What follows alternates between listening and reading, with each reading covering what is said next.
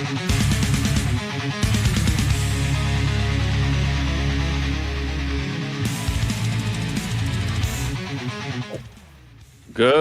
afternoon, everyone. Welcome back to another great episode of Basscast Radio. I am your host, Brian Carter. Hey guys, we got Hank the Bass Geek in the house with Woo! us today. Geek, what is happening, my brother? Welcome back, everyone. Guys, last week, if you haven't checked out last week's episode with Ewing Minor, please make sure you head on over and do so now. I learned a lot. I mean, it's the kayak industry it's huge now since the college kids are tournament series is involved in it. Oh yeah, And the payouts are even bigger now than ever. So, Calvin Herndon, one of our newsletter writers, he's looking at getting into that. He just had a kid. I mean, that's a cool thing about the kayak thing. I mean, yes, the forward-facing sonar is great. The Bixby is great. All that stuff's great, but you can get into the kayak side of it and get a good kayak. Now, I mean, I'm talking about one where you can sit in for 8 hours, take a little break or so, get out and stretch your legs for $1,500, and that's pedal drive now. yeah.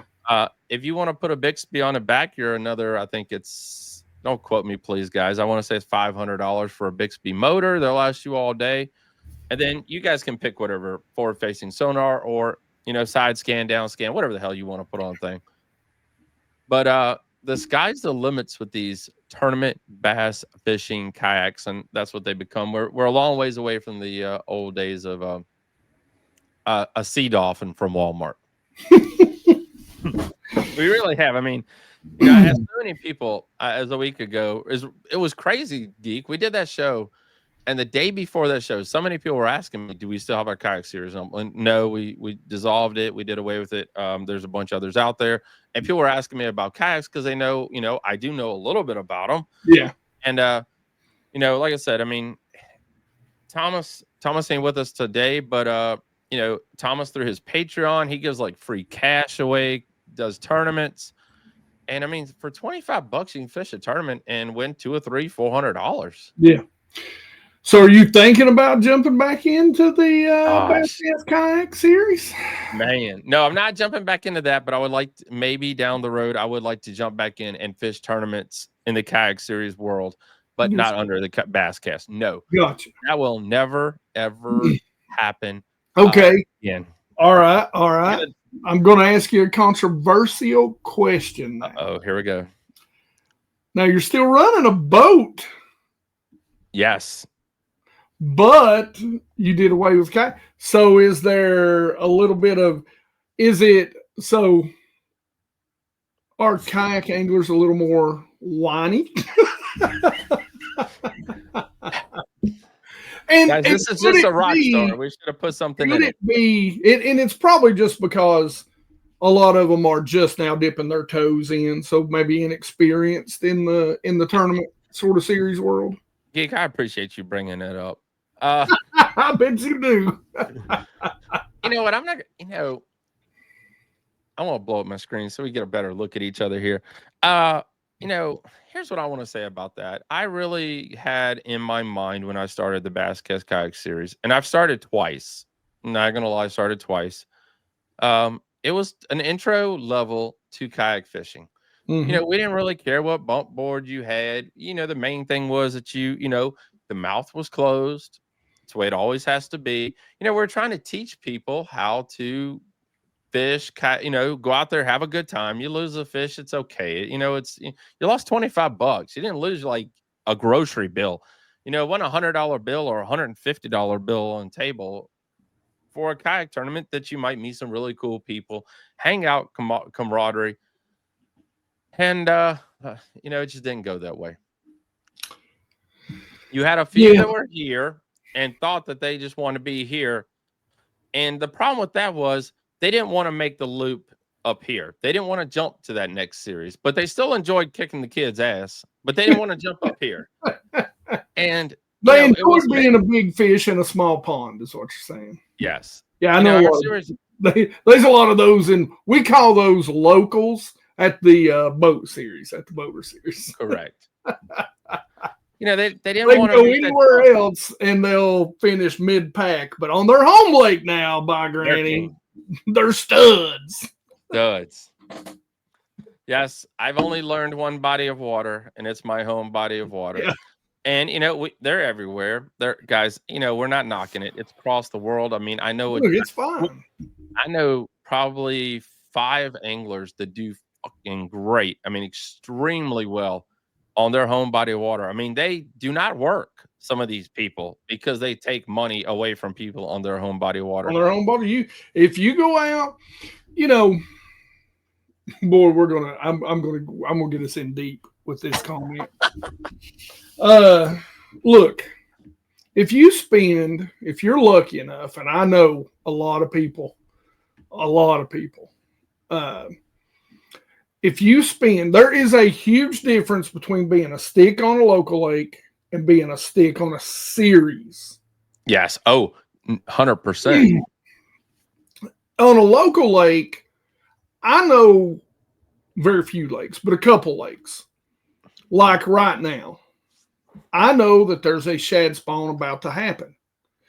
Now, there was a pro angler, I think his name's Blockhead or something, I don't remember. But he did a video a few years back saying don't chase a shad spawn in a tournament, which is, if you're fishing your local tournament, is a huge mistake. You should be chasing the shad spawn. Right. Because if you fished for years, you'll know that shad spawn is going to happen in certain areas. There are certain areas where it's going to happen and you're going to catch better fish.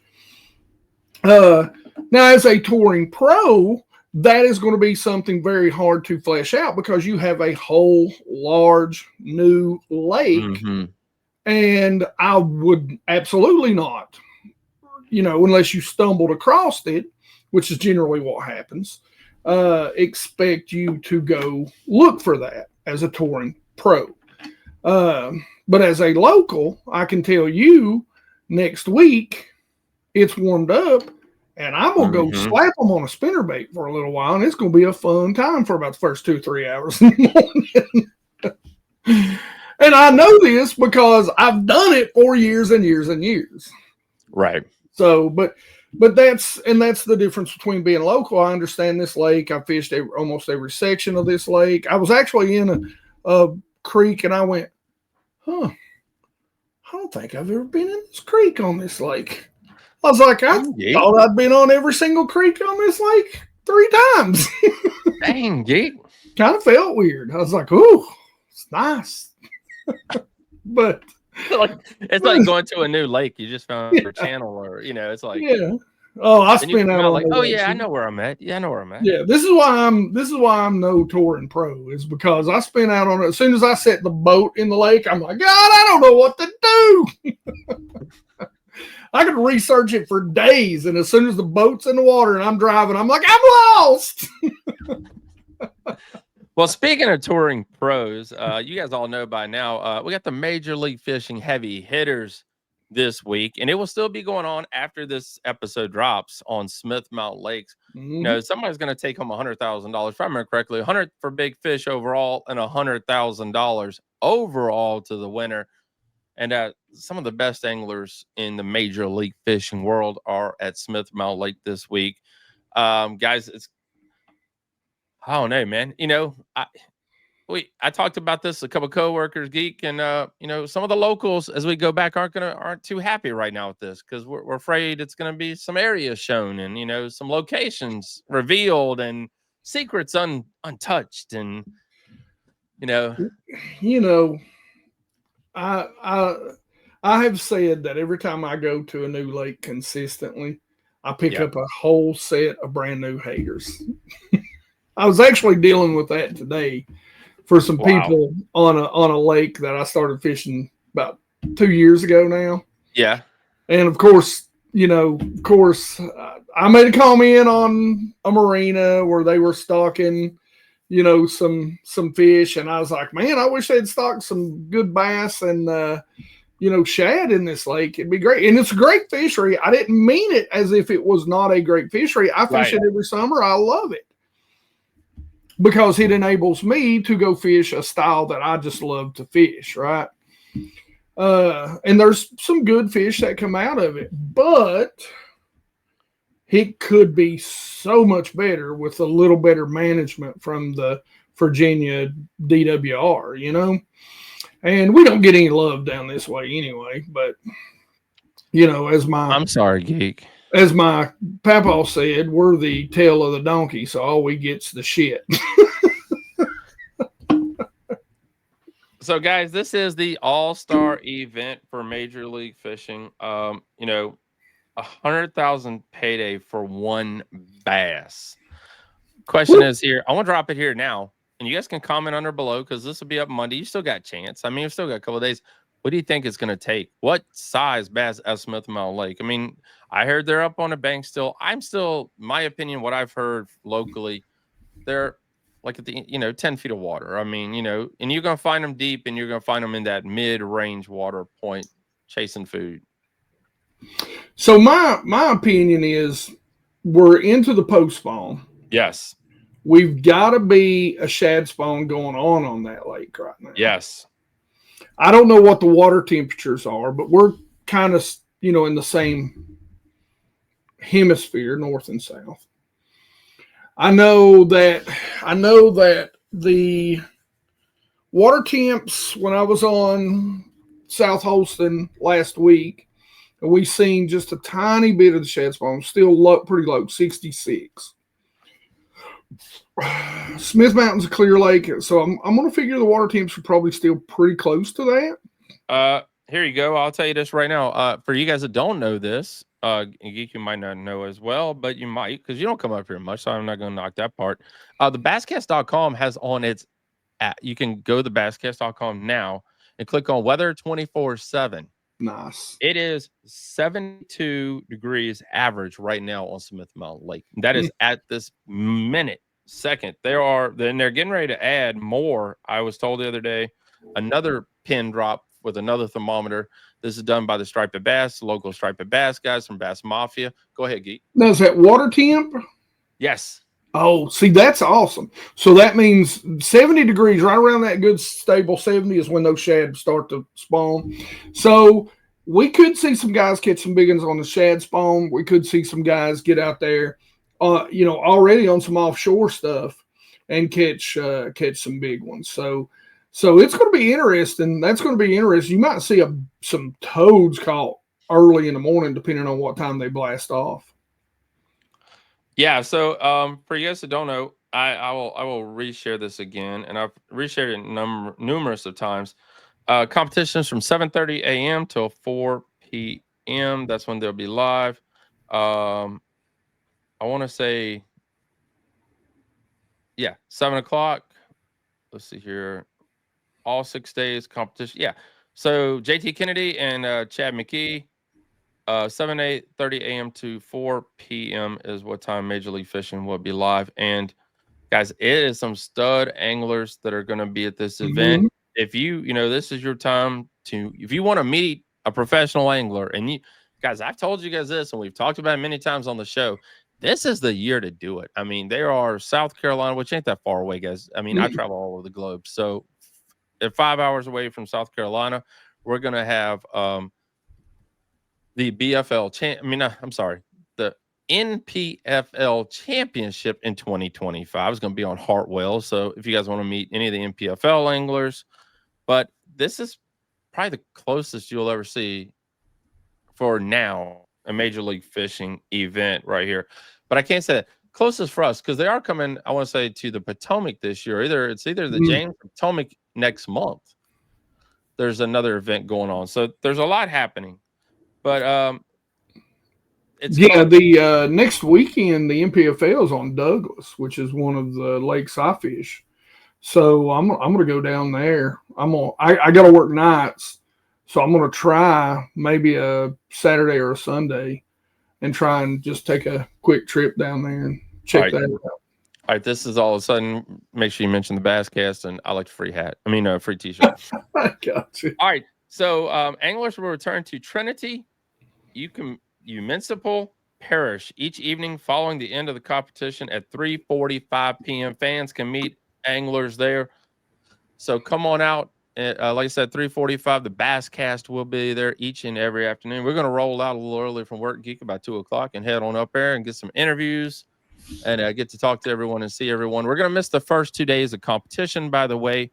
The Cat Championship is this weekend on Kerr Lake, down Henderson area. It's really like Henderson, North Carolina. It's the closest town, but they're going to be down there, and someone's going to take home a lot of money at the Cat Championship. So it's a busy weekend, and Basscast Tournament Series kicks off again May 31st. Don't forget, you got to fish 3 to qualify for the championship. I want to say this is the final spring event until we catch back up in the fall when the weather cools down a little bit. The Basscast will be on the road. We're going to be traveling to some of the river events, James River. We love going up there for that. And so, like I said, check the Basscast schedule. We try to do a great job with that. Me and Danielle both put up all the schedules that we know that's what's happening right here in Central Virginia, North Carolina, and South Carolina. If you want your event on our calendar, email me today, media@thebasscast.com. So let's get into today's show. It's a lot going on right now in the world of bass fishing again. There's a drink called Drama Mama. And I think the drink has it right for 2025, Geek. But we got them email. We saw the information come out the other day about what's going on in Bassmaster now. We know there's been some shakeup. There's been a lot of noise in their decision on what they were going to do for forward-facing sonar this year, and we saw come out this week that they are going to change things for 2026. Now, this is as of right now. Disclaimer. It could be changed tomorrow. Disclaimer right now. 50-50 for 2026 season. Bass will determine when you will be able to use forward-facing sonar. And, I think about this a lot. For you guys that never been to a Bassmaster Classic, me and Geek have been blessed. We're going to say that right here, right now, and been able to go to many of them since we've done this thing. 16 years in this. I think it took me about 5 before I went to my first one, and I haven't missed very many except for the ones in Texas ever since. Yeah. We haven't gone to Texas. I like to go to Texas one year, but we haven't been. I would too. I would love to go to Texas. But every classic or any big event that you go to, who are the number one players at these big events? And that's going to be your fish finders. Boat. I say boat 1, fish finder 2, rod companies 3. And the rest of it's all just lures, plastics, apps, techie, geeky stuff that me and Becky love going to look at. But, I think right now we're treading on a bubble. We're hoping the bubble ends pretty soon, me and Geek said, because we're both geeks. We both love technology, and we're, it can be a blessing, it can be a curse, but it helps you. The fish still got a bite. I don't care what you see, Geek. And I've said this 100 times. I look at it from a weekend warrior aspect, okay? For me, I always say, and I get this question a lot. I actually got a question the other day from some young kids who were like, hey, me and my brother are, we're fishing high school tournaments. We're saving up for forward-facing sonar. But with everything going on, do you think it's a waste of money? No. To me, even if they were to ban forward-facing sonar in tournaments completely, it is one of the best practice tools, because the thing of it is what is practice about? Find fish fast. Yep. And there is one tool that is going to allow you to do that. Now, everybody wants to go on about how, and I think the misconception is that, and we see it because, again, me and you have said this 100 times.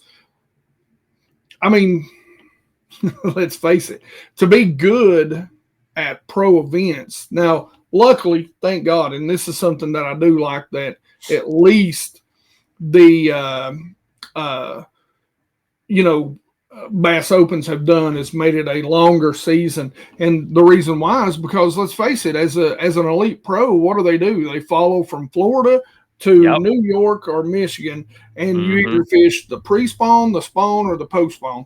I Yep. mean, that's some of the easiest fishing in the year. Yes, you've got to find the big ones and da da da. Anyway, that's sidetrack. But for me, I told those kids, I said, look, it's not just about finding those fish in open water. And during the pre spawn, yeah, you're going to find them out there feeding in open water in almost Mm-hmm. any lake.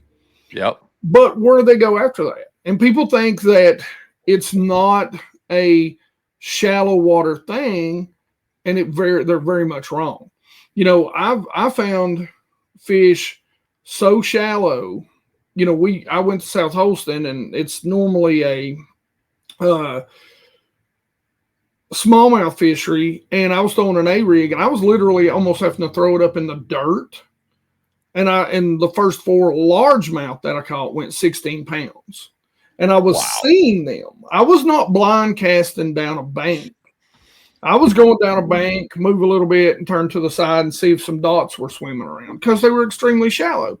You can find shad garters, Mm-hmm. or not shad garters, fry garters, with your forward facing sonar and toss to them and catch them that you can't see with your own eyes at the surface of the water. You see now guys moving around flats, throwing to individual, in 3 foot of water, throwing to individual pieces of cover or rock with finesse baits or stumps. I caught one off a stump just the other day and threw a minnow out there. There was a stump sitting there and dropped it down 10 feet, and he come right up off that stump and ate it. So, you know, it's a diversity. You're able to find bass fast and eliminate areas where they are not. So forward facing sonar, to me, from a weekend angler standpoint, it is always going to be a tool to go find those fish and catch fish fast. And that's what I want to do. I get to fish 1 day a week, Yeah. 2 if I'm lucky. And I don't want to go out there. And I've said this 100 times. Look, I get it. I love the scenery. I love the being on the water. But you know what I love more than that? I didn't pay all this money for a bass boat and electronics and have all these rods because I don't like catching them. Like I've always said, hiking's a much cheaper hobby. If you just want to see scenery or, buy a pontoon, if you want to just hang out on the water. That's true. You'll save yourself some money and your wife won't be nearly as mad. But, I don't know. I get a little bit of a mixture in the pros. I understand it. I get it. Everybody loves the old school style of fishing. But the God's honest truth is when it comes to forward facing sonar, and you can use this rant as a pro or a con for forward facing sonar. To me, you're right. I brought a buddy up from South Carolina. We probably threw over a course of 2 days, we probably threw at somewhere near that we could see groups, schools, somewhere near 1,000 fish, and we caught 3. Wow. So, and I like consider myself very good with forward facing sonar. And a lot of people around here that know me would consider me a little above average. Like Geek said, I mean, it really is about taking that tournament practice time and cutting it in half. Yeah.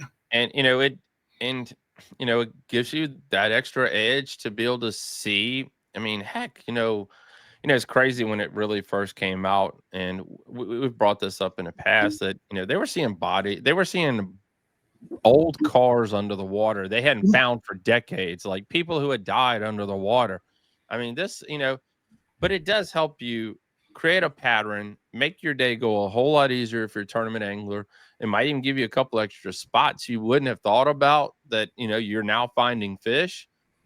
Because, if you do have 150, 100 boat tournament trail like this, CAT championship's going to be, you're going to spend a lot of time scanning in looking for the bass, the fish, the pockets, the food, the feed, all that great stuff. But it's a great tool, and we were talking about it, me and somebody of mine. The Tackle Warehouse, they came out their own rules for it. The Major League Fishing, I really do like theirs. You get to pick it for a period. It's Tackle Warehouse. I think I was told it's you pick the day you want to use it out of like the 3 days or something. You're only allowed to use it one day. I believe it's what it is. You guys can comment below. But I really do like the period. I think that's really cool. There's 3 periods in it, and it's kind of and I'm kind of liking it now because I'm a huge fan of the Big Bass Tour. I am. I love it. I might not agree with the time of the year that it comes, but that's neither here nor there. But I like the strategy behind it. Yeah. Because you're only allowed to have 3 fish in your live well. You got to pick the time, and you could be making a 30-minute run back across the lake with a 4-pounder, and you get beat at the last 30 seconds. Yep. And I think it's kind of cool. I really do. I like the format of those. And this whole thing with forward facing sonar, it helps, and it will never be eliminated. It's not going anywhere. There's too much money in the industry, like I said before. With Garmin, Lowrance, Humminbird, the big 3 pay the bills, and it's not. I agree. What's that? I agree. 100%. It's like I said. I think forward facing sonar gets a lot of blame for a lot of things, especially in a bad economy. I think forward facing sonar is, and boat prices kind of are the scapegoat. Yeah. For an economy that has not treated the working man well. And I think, I'll tell you, I think a lot of this, some of it has to be how bass fishing has been sold to a lot of the generation that is older. And bass fishing has been sold, we've talked about this, as a common man sport. But even in the 90s, when it was booming,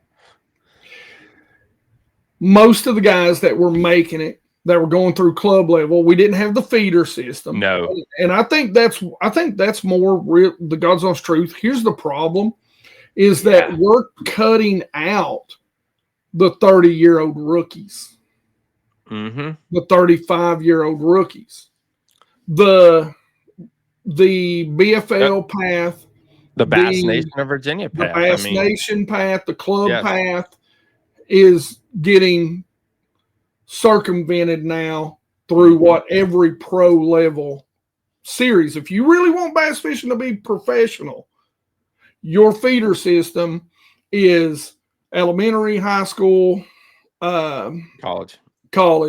That's how it's got to be. Yep. And I think there's a lot of guys out there that have the dream and the belief. I know. I fished for years before ever even realizing kind of what bass fishing tournaments were. And I was like, because I watched more of Roland Martin and Batteries, TNT. Exactly. And I was just going out there fishing for fun. It wasn't tournament fishing that lit my fire to go fishing. It was fishing and catching fish.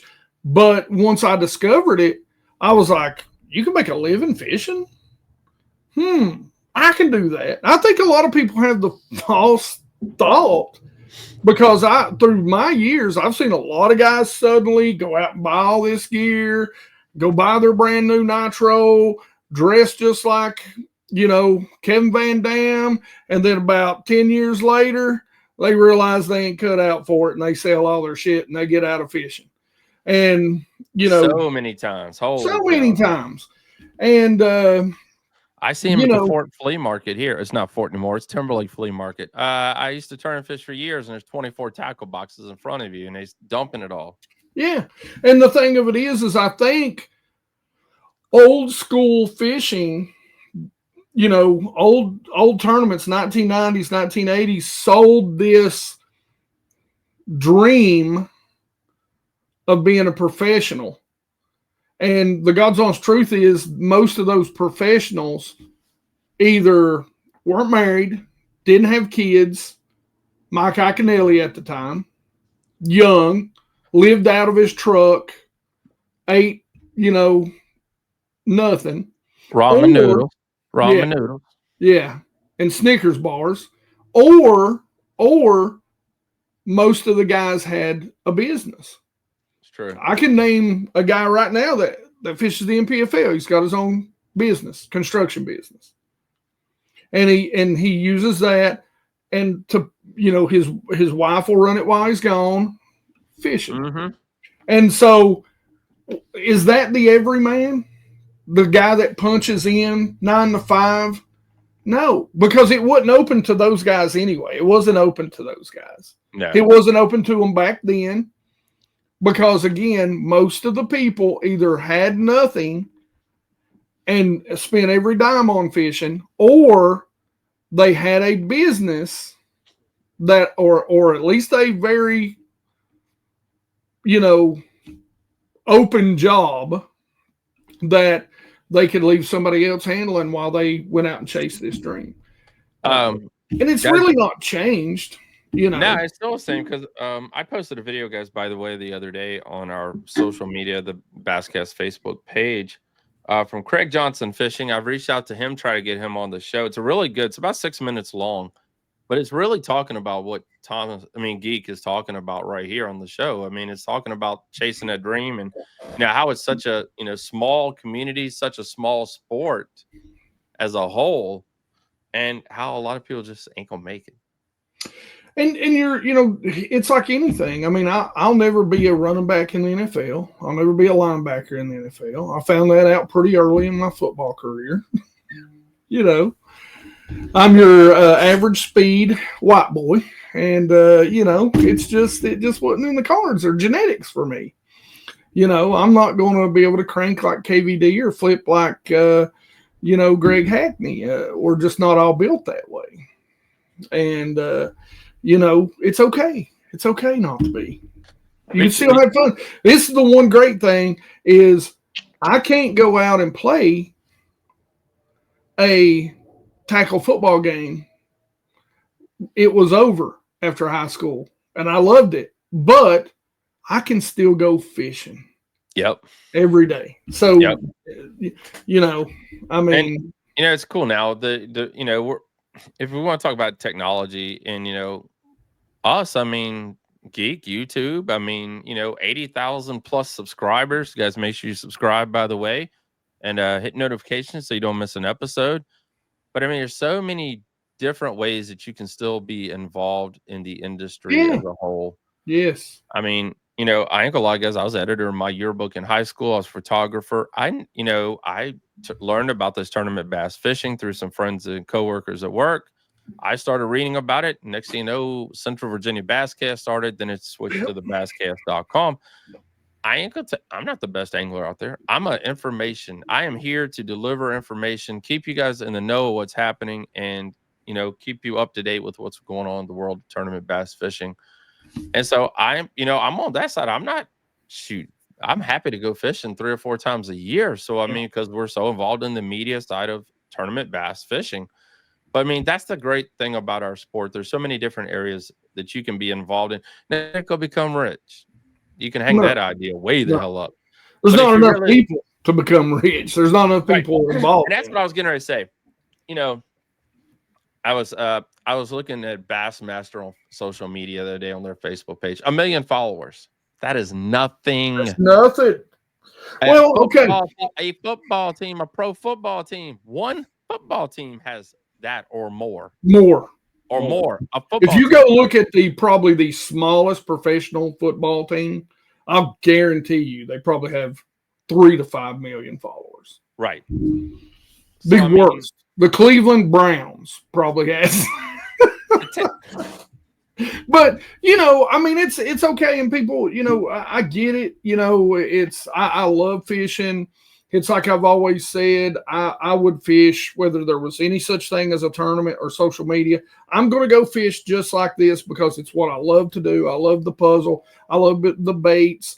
That's what I love to do. I know guys who they wouldn't fish if there wasn't tournaments. Right. I can be judgy on that and say, well, do you really love fishing? Yeah. But I get it. Bass fishing is different things to different people, and enjoy it, the way you want. But it's just you. I think a lot of people in the fishing industry, and the fishing industry is so open, just like you said. I'm not going to go start making pads or footballs from my garage and compete with Wilson or, right. whoever. And, so I think that is the great thing about the fishing industry is that you can start pouring soft plastics tomorrow. If you invest a little bit of money, you can start pouring your own, For probably $500 to $1,000, you can be making your own soft plastics. You can I know a father-son duo that repurposed all their, reused all their plastics. They keep them and, make some own crazy colors they would use to go out there and fish tournaments. And so, you can even start your own little business and sell them, for not a lot. It's just, and that is the great thing. Yes. About fishing is that there can still be that mom and pop shop, and so I don't think you'll ever get that completely out of fishing, no matter how large it gets and how big it grows and how many conglomerate companies there are out there. And that's the cool thing about this weekend, guys. With the Major League Fishing Red Crest, Major League Fishing, this event that's coming up. That's the cool thing about that is a lot of pro anglers. I've seen a lot of photos from different professional anglers in their tackle stores, and talking baits and shooting videos, and kind of helps the local industry as a whole. The heavy hitters, guys, with the heavy hitters being right here on Smith Mountain Lake. There's more to these events than what people really see. Yes, we are the tournament side of it, and we're diehard tournament side, but you don't see people coming from out of town, the people that will learn about Smith Mountain Lake, the fishing that's there, the local tackle stores, the local hotels. If there's a good place to eat at Smith Mountain Lake, you guys need to tell me. So, besides bow, I'm a bow, I'm a big bow fan. So, what I'm saying. But, honestly and truthfully, there's so much more than what goes into this whole entire tournament side of bass fishing. That's all I'm saying. Sometimes you just have to be realistic about the sport, where it come from, where it's going, what's going to happen. Because, if you really truly love the sport, and I'm not talking about fishing in general, the sport, you have to understand that for this sport to truly grow and become transcendent among the bigger sports, it has to do the things that it's doing. We have to create the feeder from the kids and see these kids with almost unnatural abilities. And it doesn't have to be forward-facing sonar involved. No. Don't get me wrong. I'm not saying we should just give them all forward-facing sonar. But I think that feeder program is going to make better anglers out of these kids because they've got a rod in their hand a lot sooner than our generation did. And, I think we hear a lot. Okay, here's a great question. We know they're on Sabine right now. You think they're using forward-facing sonar on Sabine? No. And they all catching line burner. Because I've been watching all day. They all catching line burner 12 inches. Yep. Now, for those people that don't like forward-facing sonar and don't like it wonder how the rating's going to be on this one. Not very good, probably. I'm guessing. So people talk out both sides of their mouth a whole lot. I will tell you guys this. I haven't gotten the issue yet. I subscribe to the Wall Street Journal, guys, by the way, and I was on LinkedIn. Follow me, Brian Carter, on LinkedIn. If you are on LinkedIn as well, I big fan of LinkedIn. There's a angler out of New York who has made it into the Wall Street Journal. It'll be here Wow. today. So, we are getting that recognition, and Yes. it's starting to come around, but it's just going to be where it takes time. But that's pretty cool. I mean, that's the first time I've That's ever seen really an cool. angler in the Wall Street Journal. Yeah. And I Yeah. mean, that's Hey, how I seen a comedian joking about high school fishing coaches, and I think he was from New York, so pretty interesting. that's You where guys this guy's seen from, high New school York. fishing? Yeah, so that's pretty interesting. So we're starting to hit that mainstream, and we're going to have to do it because we always say, I always love how people go, we got to get the youth in the fishing, and then on the out the other side of their mouth, they're like, these kids are ruining it. Yeah. We gotta get it. We gotta get the youth fishing. All these kids are awful. They're cheaters. Woo! And with that, we'd like to wrap up this episode of Bassmaster. Tell me I'm wrong. I mean, Tell guys, me I'm wrong. Geek is 100% right. I've been doing this now for 16 years. And at the beginning of this, all they talked about was getting the youth into it and, bringing them up through the feeder system. And then, I don't know, good God, probably 10 years ago, or right around 10 years ago or so, the college thing started and it got really, really hot. And then we had, Brandon Card. He was probably the first big name to come out of college bass fishing, to fish a Bassmaster Classic and all that great stuff. I mean, Brandon Card was their poster child for quite a while Oh, there. yeah. So, I mean, and now we got the Open Series. And after we saw, we talked about it last year. We hit it really, really hard. It's a broken record now, but it's one of the best young rookie classes ever to come out of the Open Series ever. And now we're ruining, now because of a technology that was introduced by all these companies, we're ruining professional fishing. So, I mean, it's a T for tat, and it's going to be one of the things that you could talk to your blue in your face. It's just what we're talking about really is how they're going to limit and how they're going to, keep you from stop staring at your screen. And that's really what it became down to, was a lot of people were getting tired of these anglers looking down the whole entire time and staring at forward-facing sonar. And then the technology came out in some of the newer versions where you can actually log in, ping in. I can watch Geek's forward-facing sonar. I mean, if he put some Wi-Fi on the back of his boat and logged it into the Wi-Fi, I could watch Geek fish all afternoon. And, that's pretty freaking big. And we saw, I watched Zal Dane in Texas. I watched a couple hours of that and logged in and watched him fish. And, he's using the Elon Musk internet. Starlink. Yeah. Yeah. Starlink. So, I mean, that was a question I put out to you guys as well. Is this really the future of bass fishing right here? Well, Starlink. I told my wife today that ChatGPT is quickly becoming one of my best friends. So, every time I'm done, I talk nicely to it because once AI is our overlords, I hope I'm one of the favorites. So, guys, we're going to wrap this up here. But, Geek, I appreciate you taking your time out today because everybody's kind of busy. And we do have some storms rolling in right here in Central Virginia. Yeah. But, I got to go get salt for the pool because I've been threatened by my grandkids and my kids that if that pool isn't fired up this weekend, I may cease to exist. So you heard that. But all right, so we're just gonna, I want to give Geek a minute. Let him. I rolled into this, Geek, so I didn't give you your time talking. I apologize, Geek. No, you're fine.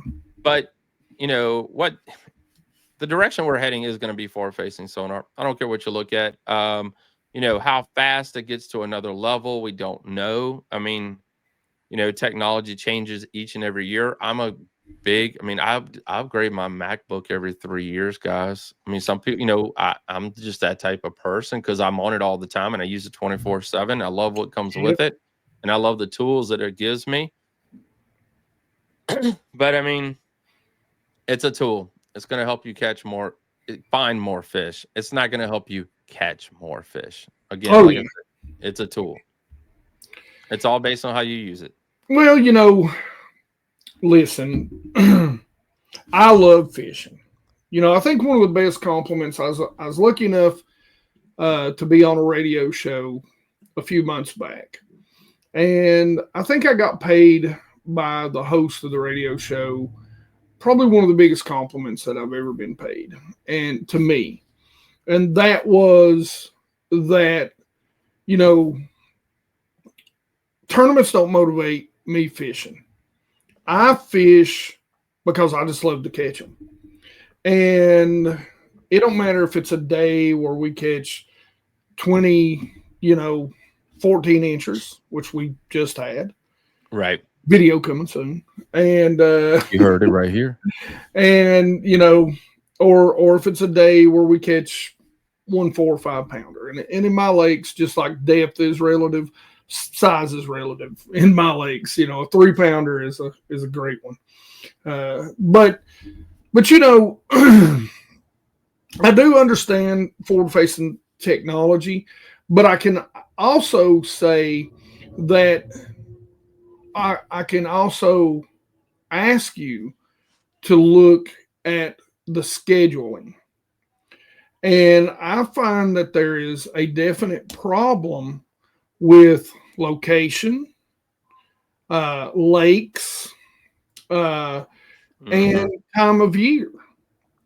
So I think we can remedy, much like the Sabine River today, but nobody wants to watch small bass being caught. I like to see bass anglers, professional bass anglers who've earned their way there in the toughest situations we can put them in. And I think until we ask and demand more of the professional organizations who are going through growing pains right now. They Oh are yeah. definitely going through growing pains. And to be perfectly honest, the delusion of the delusion, that's not the right word. But anyway, I don't think that having three professional leagues is the best for the sport either. Uh, I know some people may not agree with that, but I think it dilutes the talent pool across those three. And for me, I just think that we need to. I understand there's a lot of problems, a lot of cheating and bending of the rules and that sort of stuff and cover ups.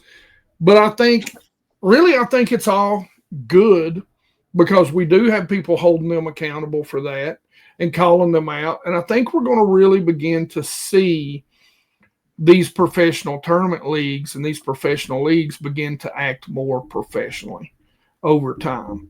So I think we're in a growing pains. I think it's a tough time for professional fishing, but I think when we come out the other side, whether that be 1 year or 5 years down the road, I think it's going to be better for everybody. I don't think you're going to stop technology. No. I mean, it amazes me when I hear us talking about forward facing, and almost every pro I know carries around an aqua view for practice. It's crazy. So You guys don't know what AccuView is. They've been selling it is at, literally an underwater camera. it's literally a camera. I mean, it Yeah. literally is a camera. So Well, guys, really appreciate everyone tuning in tonight, checking us out. Thank you so much for watching the latest episode of Basscast Radio. Don't forget our Patreon, guys, Basscast Radio. The link is in the comments section below. We got a 20, I think it's 20 or 25% off right now going on for our spring. It's off the first month. And I think we're like $5.95 each and every month after that. All money goes help right here at Basscast Radio. I ain't gonna lie, it's $600 a year just for the hosting for Basscast Radio. whew, Yeah, so I mean, and that's before we ever do a show. So yeah, before we ever do a show. So check it out. Check out Calvin Hernan before the first cast. Um, excuse me. Last week, they had some of the young men on from the Liberty University Bass Fishing Club.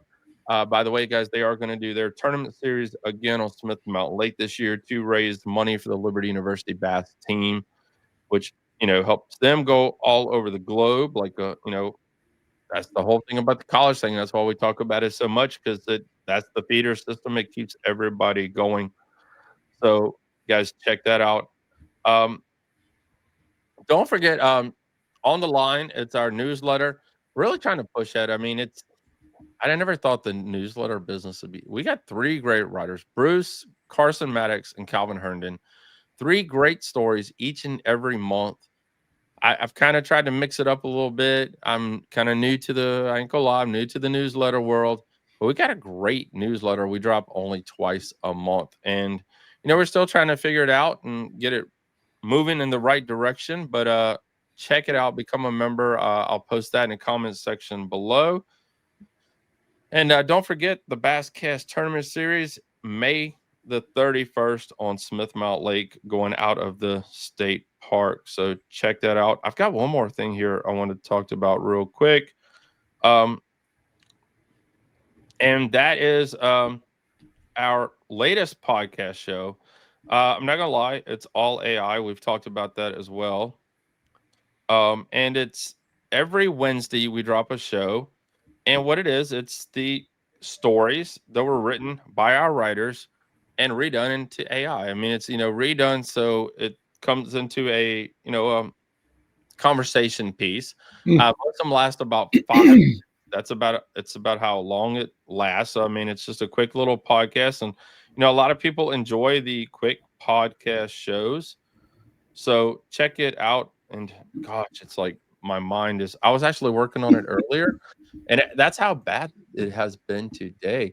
I was actually working on it earlier, trying to get another episode out for you guys for next Wednesday. And ain't this embarrassing, Geek? It's like I got so much freaking going on. The Bass Vault. There you go. I apologize, because it's the vault. It's we're going back. We're getting the stories out of the vault that's written from the Basscast writers to the Bass Vault. So check it out. Appreciate you guys. Geek, what's going on in your world real quick before we roll out of here today, man?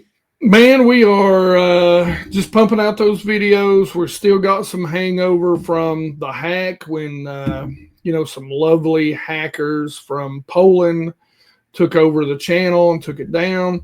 Geeks, we talk about baits on the on Bass Geek YouTube channel. We break down baits and times at the time of the year that we're releasing the videos. So we give you everything from new baits to how to use them, the gear to use them, and where to use them during the time of year that we're talking about or that we release the videos. So we've got a whole playlist, tons of videos for winter, pre-spawn, spawn, post-spawn, summer, and fall. You can find on the YouTube channel homepage. We're up to 87,100 and change. So we're closing on 90. And if you don't care, go out there. If you want to learn how to fish different baits, that is what we do. That's what I love about fishing, is learning how to catch bass on new baits and new techniques. And once I do, I share that with you. So go check it out and hit that subscribe button. We appreciate you. All right, guys. We will this is it for tonight, but we'll see you all right back here. As far as I know, we're gonna do a show next week. I know I'm gonna be on the road. I'm gonna be local, but we're gonna be on the road. We're gonna do our best for that one. But we're gonna be hanging out with the pros from Major League Fishing. Have a great week, everyone, and we will see you all really, really soon right here on Basscast Radio.